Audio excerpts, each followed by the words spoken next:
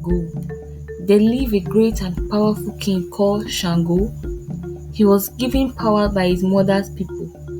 His grandfather gave him thunderbolt stones, which he used to summon thunder from the sky. This power made him known as the god of fire and thunder.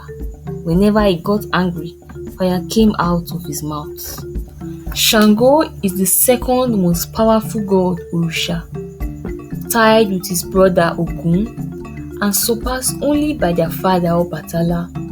Sango is a Yoruba warrior god skilled in battle. Sango is seen as one of the most powerful beings the earth has encountered. He possesses a double-headed war axe called Oshun and thunderbolt stones called Eduara, which he uses to generate lightning. He uses his war axe Oshun to create huge storms with thunder, lightning, tornadoes, and even earthquakes. This weapon is virtually unbreakable and can pierce through any material or human being, even Ogun. Oshun was forged by Sango brother Ogun, the god of iron, when they were on better terms. Let's go back in time to when Sango was young and his rise to power.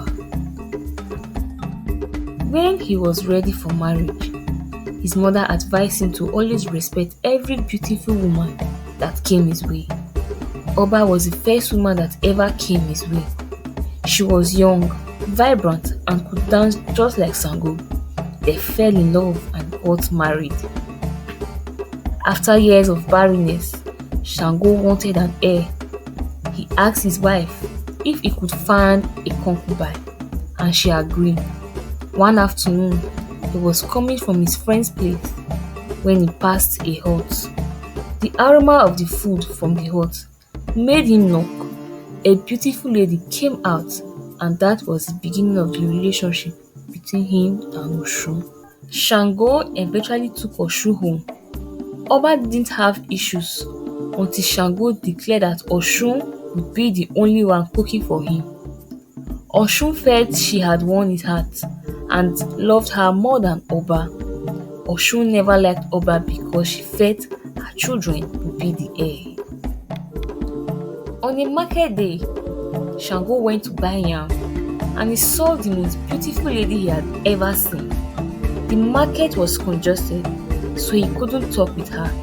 He followed her to the entrance of Ira town and saw her put on her fur to become an antelope before running off. He was shocked, so he went to see Orunmila. He narrated what he saw to him. Orunmila listened attentively, then consulted the Ifa oracle. Ifa revealed everything about the lady to Orunmila. He took Sango to his inner room. "My son, that antelope lady is very powerful and blessed. She controlled the wind and earth." Sango was stunned until his jaw dropped. He never believed someone would be powerful like him. "I want her. How can I get her?" Sango asked. Orunmila sighed. "Get her fur and she will be yours. But please make sure she never gets angry because her rage is terrible." On the next market day, Sango hid behind a big rock to wait for Oya. An antelope approached sooner, looked around before turning into a woman. She hid her fur inside the bush before entering the market. Sango came out of his hiding place and grabbed the fur. He ran home with the fur to hid it in his sacred room. When Oya came back to the bush, she didn't find her fur. She knew it was impossible for her to return to her village without her fur. She began to cry. Sango came at the right time and consoled her. Eventually, he took her home. The Yoruba people believe that Oya was Sango's third wife, even though he didn't pay her dowry. The other wives hated her deeply. The news about Sango's strength and power spread all over Yoruba land and got to Oyo Kingdom. the Alaafin of Oyo, King Ajaka, sent for Sango, he told him about his cousin, Olowo of Owo, and his wicked mission to take over the Yoruba kingdom. He had an agreement with Sango that whenever he needed him, he would come. He gave him cowries, which was regarded as a lot of money in that time before he left. Sango was so happy. He felt Oya was his good luck charm. He slept more in her room to the envy of the other wives. Oba and Oshun disturbed Sango about Oya. They wanted to know about her. After a while, he gave in and told them the full details. After the information, every time Oya passed the other wives, they sang to mock her. She eats and drinks like a human, but she is an animal, and her fur is in the sacred room. They mocked her with this song all the time. One quiet morning, she was lazy on the bed. When the music played in her head, she sneaked to the sacred room and found her fur. She became so angry. Sango was coming back when an antelope ran fast past him. He suspected it was his wife, so he ran inside to check and found that the fur was missing. He quickly ran to Orumila's house. Oya ran to Ira kingdom to meet her parents. They were pleased to meet her again. After eating, she told them all that happened and about her new husband. They got angry because he didn't pay her dowry. It led to the heated argument and the matter was taken to the king.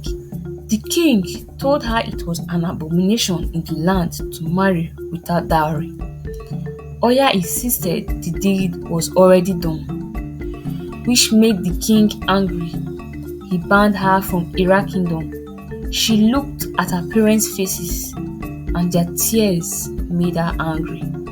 She stormed out and became a tornado, headed towards Sango's house.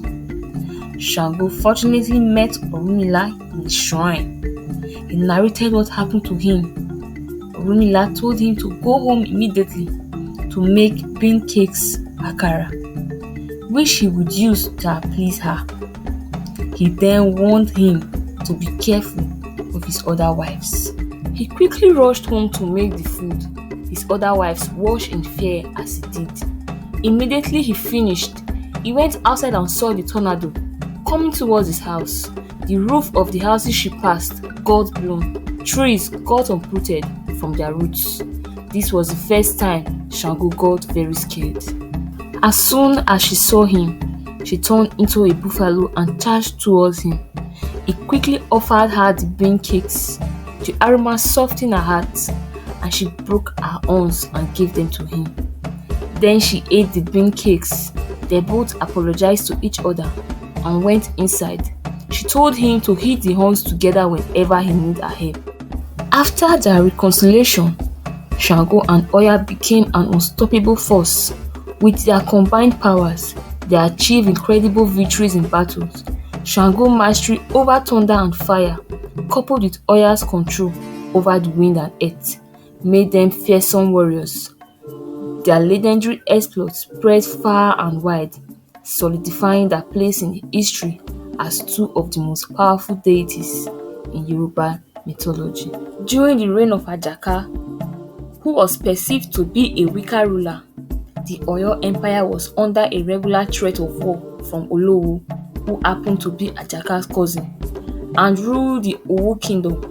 One day, Olowo sent his warrior to kidnap King Ajaka in Oyo.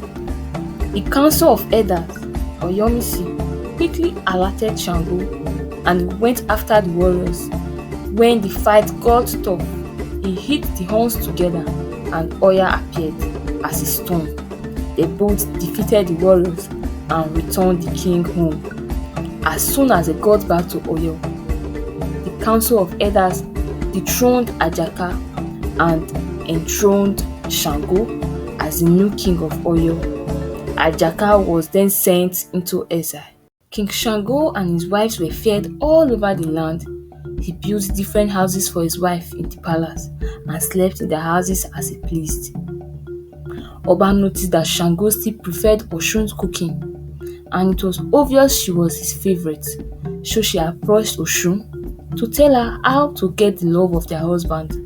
Oshun tricked Oba. She told her she used to cook his favorite soup by adding pieces of her ear. Oba fought for it and convinced Sango to allow her cook for him. She thought if Sango could love Oshun with part of her ear, he would love her more by preparing his soup with her full ear. She sliced her left ear and made soup with it.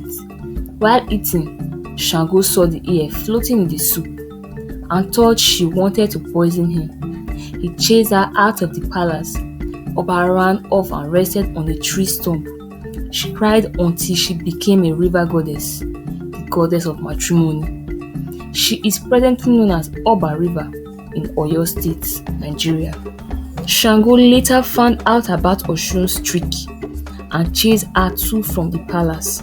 With so much rage, she ran until she fell and became a river goddess, goddess of fertility.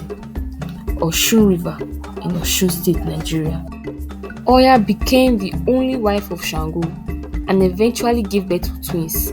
The naming ceremony was the biggest ever in Yoruba land. Kings came from east, west, north and south to celebrate him. The night of the naming, Oya pressed her husband to reveal the source of power to her. He was in a very good mood and he told her about the thunderbolt stones. She then took the thunderbolts and hid them for a while before she eventually opened up to Sango that she kept them, but they were in her custody. During his 7th year as the king, he appointed 2 generals, Timi Agbonla, a master in shooting arrows with fire. Agbonka, they were equally as powerful as Sango. Oya was scared. She told Sango to get rid of them. She ordered them to guard 2 border towns. Timi left for Ede, where he became the king of Ede.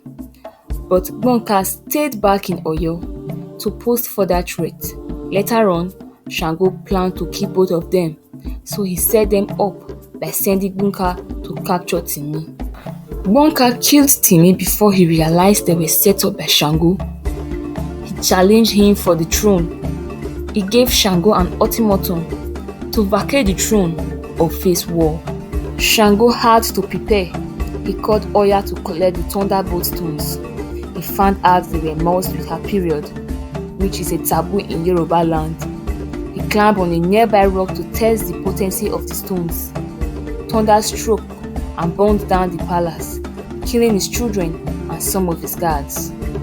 The people of Oyo were angry with Sango, so they chased him from the kingdom. He took Oya and some of his trusted chiefs with him and headed towards Nupe. They had to pass through Oya's hometown, Ira, so they could get to Nupe before dawn. When they got there, she felt reluctant to pass through and not see her parents, so she took an excuse.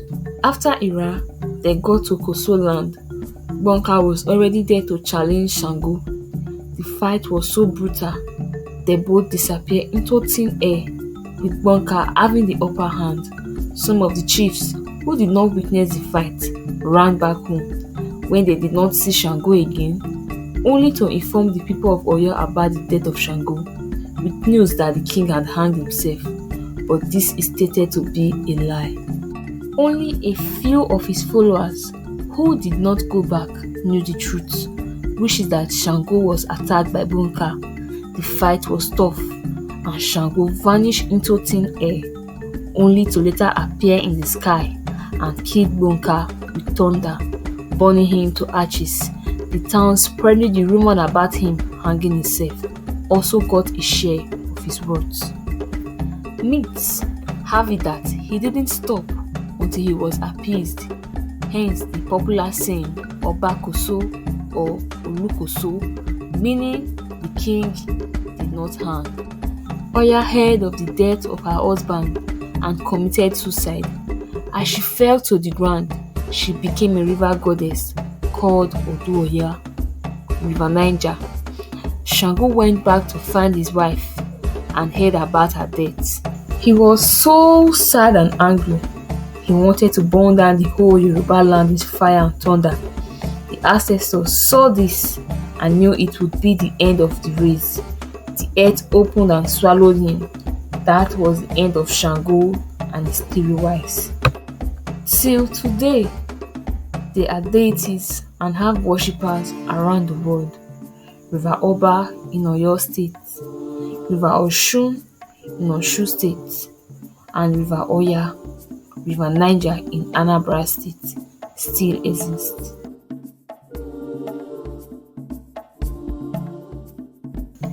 Enjoying our stories?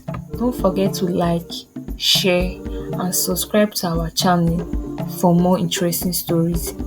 Follow us on social media for latest updates and exclusive content.